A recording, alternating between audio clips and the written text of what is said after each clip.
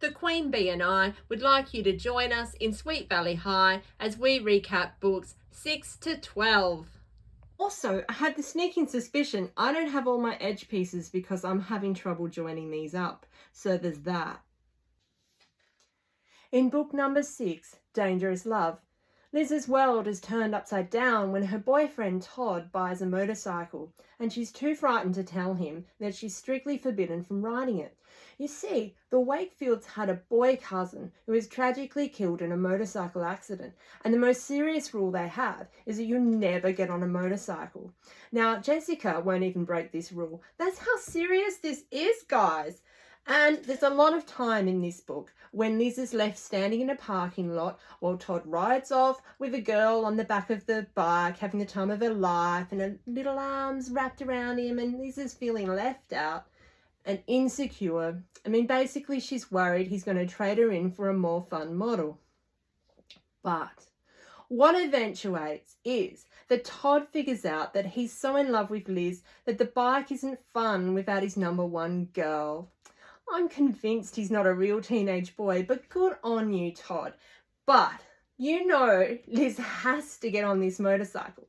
So how are they going to manage this? Well, it's Enid's birthday.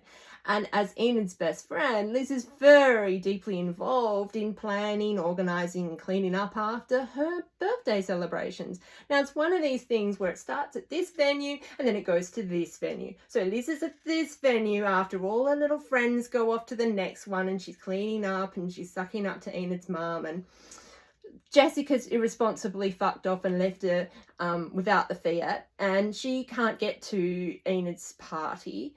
And Todd comes along on the motorcycle, and it's his last night of having the motorcycle. It's already sold, and the next day it goes to the new owner, and Liz says, I've got to get on the motorcycle. I mean, she's dying to get to Enid's birthday, and she feels like she should just have this one really good memory of riding the bike with Todd.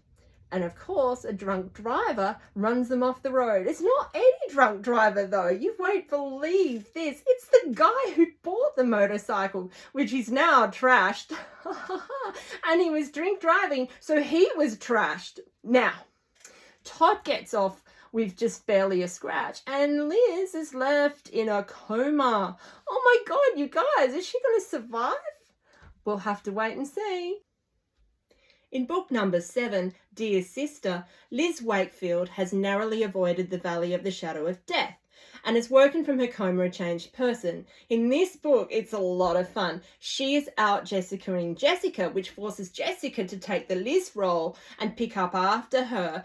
It's really, really entertaining. Now, Liz thinks her boyfriend Todd is a dull dud and she'd rather be swanning around with Bruce the douche Patman, but he's just too handsy and entitled for her to manage properly, so she ends up alone with him at night and trying to fend him off. She falls on the coffee table, hits her head, her memory and her personality is fully restored, just like a Sweet Valley High miracle. And she rushes outside into the arms of Todd and everything works out just peachy. It always does. I have my edge pieces all assembled. It's time for a quick tea break and then I'll start the headdress of Queen Bee. And let's talk about book 8, Heartbreakers. Jessica is starring opposite Bill Chase in the school play, and she has decided to make him fall in love with her, even though her cold, cold heart could never love him back. Now, it's obvious through the book that Dee Dee is the girl for him. He's busy teaching her to surf. They're getting closer, and that is making Jessica all kinds of jealous. Now, Dee Dee's dad is a Hollywood agent and he'll be coming to the school play to support the school. Jessica is determined that he will find her star material and send her directly to Hollywood. And why she's not kissing Dee Dee's ass instead of being a cold, hard bitch to her, I will never understand. But that is exactly what she's doing. Now, by the time the school play debuts, Bill has figured out that Jessica makes him miserable and tortures him, and that Dee Dee's the girl for him, and Dee Dee's dad thinks that Bill has star material and he should go directly to Hollywood. and everyone's happy except Jessica, which is just what she deserves. And that's the end of another classic Sweet Valley High book. Book 9, Racing Hearts. Lila condescends to pour her love and devotions all over the poor boy at school when it turns out that he can run really fast. Unfortunately, when his secret that he works as a janitor to support his family comes out, Lila drops him like Speedy Gonzales going after cheese. Now, it's okay, this teenage leper does end up finding his right girl, and that is the wonderfully supportive and deserving Olivia Davidson, the arts director from, oh, Captain, do you have to shake right now? Anyway, Olivia and Roger end up together. Aww. Book 10, The Wrong Kind of Girl. Jessica, the big mean bully, has taken on the duty of preserving the wholesome reputation of the entire squad of cheerleaders when the wrong kind of girl, Annie Whitman, tries to become a cheerleader. Now, no one else cares in the least if little Annie wants to get into the school spirit, but Jessica is nothing if not an outstanding hypocrite for suggesting that Annie, who goes out with a string of boys, is nothing but a skank. Oh, Jessica, have you looked in the mirror lately, sweetheart? Oh.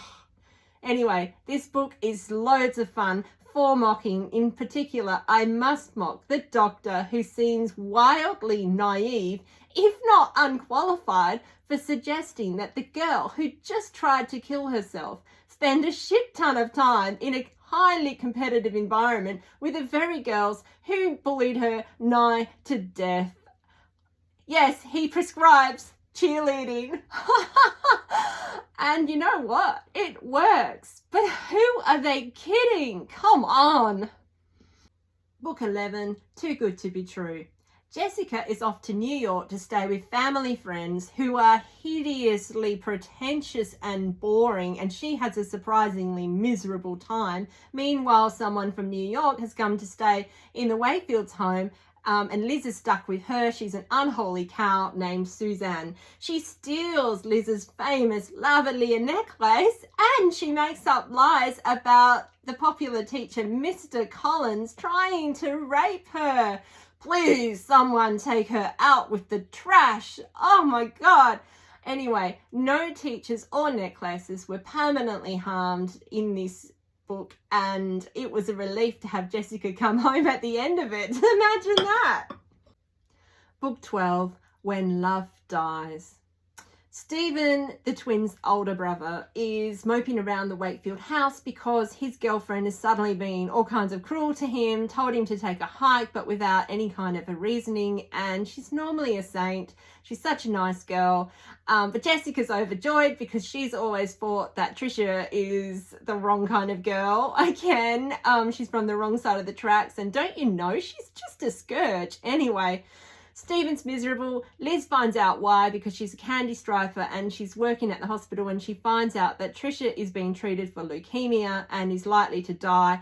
And she has come up with this plan that if she breaks up with Steve, by the time she croaks, he won't need to grieve, which is all kinds of fucked up. But anyway, Liz is in the middle because she knows it's a terrible plan. Everyone deserves to have support and love in their life, and but she's supposed to keep this confidential. She goes as long as she can. The poor thing, at the end, she splits her seams. The secret comes out.